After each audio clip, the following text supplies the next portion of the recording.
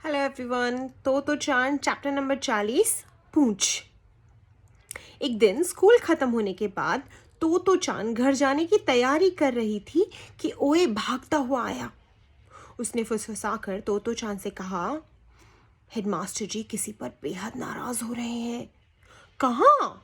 चांद ने पूछा। इससे पहले हेडमास्टर जी के बेहद नाराज होने की बात उसने कभी न सुनी थी। उसे आश्चर्य हुआ। ओए भी चकित था, अन्यथा वह यूं दौड़ा न आता। वे रसोई घर में है। ओए की आंखें उत्तेजना से चौड़ी हो गई थी और उसके नुथने भी फैल गए थे। आओ तो चांद ने उसका हाथ थामा और दोनों हेडमास्टर जी के घर की ओर भागे। घर सभागार के पास था। उनकी रसोई स्कूल के पिछवाड़े वाले दरवाजे के बिल्कुल पास थी। जब चांद मल वाले छेद में गिरी थी तो इसी रसोई से ही उसे नहलाने के लिए स्नान घर ले जाया गया था। इसी रसोई में हर दिन कुछ समुद्र और कुछ पहाड़ से पकता था और बच्चों में बांटा जाता था। दबे पांव दोनों बच्चे रसोई की ओर बढ़े। बंद दरवाजे को पार करती हेडमास्टर जी की गुस्से से भरी आवाज उनके कानों में पड़ी। आपने ताकाहाशी को यह क्यों पूछा कि उसकी पूंछ है या नहीं? जिन्हें डांट सुननी पड़ रही थी वे उनकी क्लास की ही टीचर थी। मैंने तो मजाक किया था, उन्होंने जवाब दिया। मेरी नजर उस पर अचानक ही पड़ी। वह बेहद प्यारा लग रहा था तो मैं उससे पूछ बैठी। पर आज जो कुछ आपने कहा है उसकी गंभीरता को आप समझ रही हैं। मैं आपको किस तरह समझाऊं कि ताकाहाशी के बारे में मैं कितनी सावधानी बरतता रहा हूं। चांद को अब याद आ गया था कि उस दिन कक्षा में क्या हुआ था। उनकी क्लास टीचर उन्हें आदमी के विकास की कहानी बता रही थी। उन्होंने बताया कि पहले उनकी पूंछ हुआ करती थी। बच्चे सुन सुनकर खुश हो रहे थे। कोई बड़ा सुनता तो कहता कि डार्विन के क्रमिक विकास के सिद्धांत का पहला परिचय बच्चों को दिया जा रहा है। इसके बाद शिक्षिका ने कहा कि आज भी पूंछ की जगह हर एक के एक छोटी हड्डी होती है जिसे कॉक्सिक्स कहते हैं। इस पर हर बच्चा सोचने लगा कि उसकी कॉक्सिक्स कहाँ होगी। पूरी क्लास में हल्ला मच गया। तब शिक्षिका ने मजाक में कहा, क्या पता तुम में से किसी की पूरी पूंछ हो। क्यों ताकाहाशी, कहीं तुम्हारी पूंछ तो नहीं? ताकाहाशी तुरंत खड़ा हो गया। वह हंसा नहीं। सिर हिलाते हुए उसने पूरी गंभीरता से कहा, ना मेरी पूंछ नहीं। चांद समझ गई कि हेडमास्टर जी इसी घटना का जिक्र कर रहे हैं। उनकी आवाज में अब और ज्यादा क्रोध समा गया था।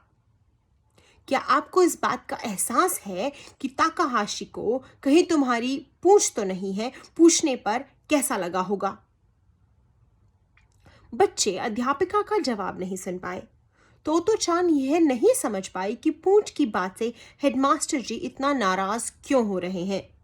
अगर हेडमास्टर जी उससे पूछते कि चांद तुम्हारी क्या पूंछ है तो इसे तो इस बात में बड़ा मजा आता। पर वह थी एक स्वस्थ बच्ची। उसे ऐसे सवाल का बुरा क्यों लगता? पर ताकाहाशी बौना था। वह यह जानता था कि वह कद में कभी और नहीं बढ़ेगा।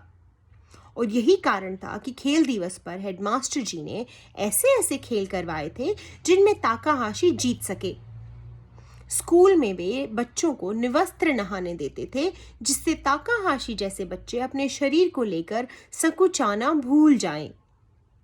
उनकी चेष्टा यही रहती थी कि ताकाहाशी या यासुकी चान जैसे विकलांग बच्चे कुंठित न रह जाएं, अपने को दूसरों से कम या हीन न समझने लगें। और इसलिए हेडमास्टर जी यह समझ ही नहीं पा रहे थे कि उनकी इतनी चेष्टाओं के बाद कोई शिक्षक बिना सोचे समझे इस तरह का सवाल ताकाहाशी के साथ कैसे कर सकता था कि कहीं तुम्हारी पूंछ तो नहीं। असल में हेडमास्टर जी अचानक ठीक उसी समय उनकी कक्षा में पहुंच गए थे। क्लास के पीछे खड़े खड़े उन्होंने ये बातचीत भी सुन ली थी।